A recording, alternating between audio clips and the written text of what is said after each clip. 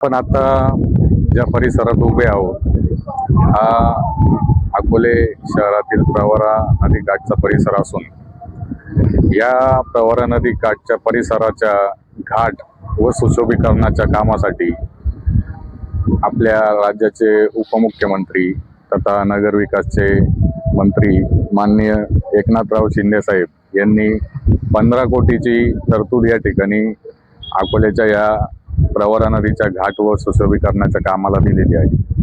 आता या कामाचा शुभारंभ झालेला असून या कामाचे आपण बघू शकता रिटेनिंग वॉलचं काम या ठिकाणी सुरू आहे। परंतु अकोले नगरपंचायतकडून ज्यावेळेस या कामाच्या सुरुवात करण्यासाठी जी NOC मागितली जाते ना हरकत दाखला मागितला जातो, त्यावेळेस आम्ही सभागृहामध्ये हा विषय आल्यानंतर आवाज उठवला होता।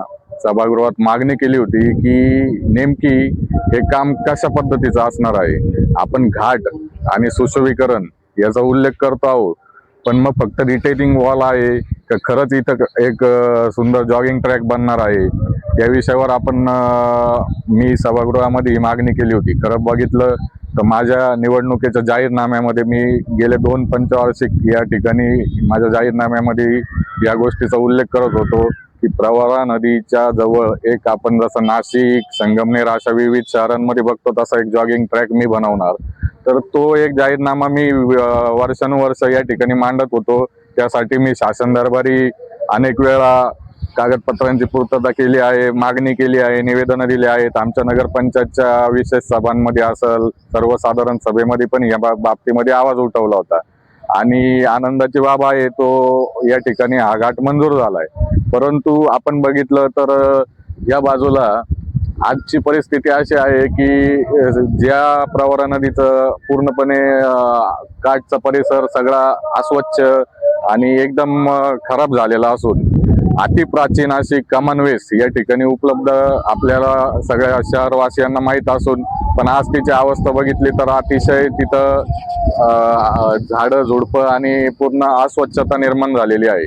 तर मी त्यावेळेस देखील आमच्या नगरपंचायतच्या प्रशासनाला, इंजिनियर या सर्वांना मागणी केली होती की जी कमनवेस आहे ती अतिशय सुंदर अशी व्यवस्थित सुशोभीकरण तिथं झालं पाहिजे आणि जो बाकीचा आपण ट्रॅक बनवणार आहेत तर त्या ट्रॅक मध्ये नेमके किती लाईट्स असणार आहे, तिथं बाकडे असणार आहेत का, फिरण्याचा जॉगिंग ट्रॅक आहे की फक्त रिटेनिंग वॉल आहे, या सर्वांचे प्रश्न अनुत्तरित असून आता खरं बघायला गेलं तर PWDच्या इंजिनियर आहेत त्यांनी या गोष्टीबाबत खुलासा केला पाहिजे।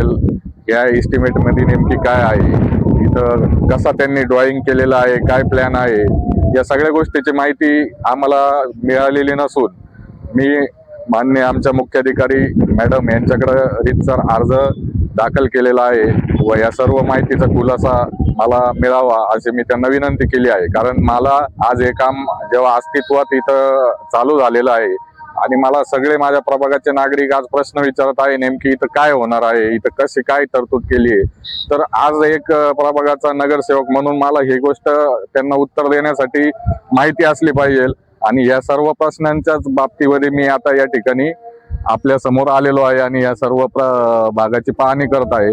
आता माझा प्रशासनाला एकच सल्ला आहे, जर आपण जे काही इथं होतंय याचा पूर्णपणे जर माहिती आम्हाला मिळाली नाही, ते एस्टिमेट आम्हाला कळालं नाही तर मग हे काम आम्ही काही पुढे चालू देणार नाही।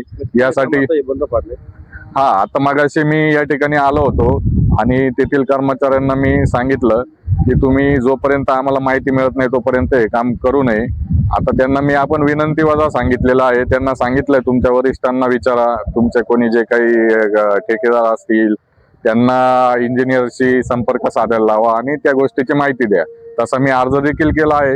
आता पुढे जाऊन ती माहिती मिळाली आणि त्यातून आम्हाला जर खुलासा केला त्यांनी तर निश्चितपणे आम्ही सर्व नागरिक पण त्यांना सहकार्य करू आणि चांगलं काम होण्यासाठी आमचा सर्वांचा पाठिंबा असणार आहे।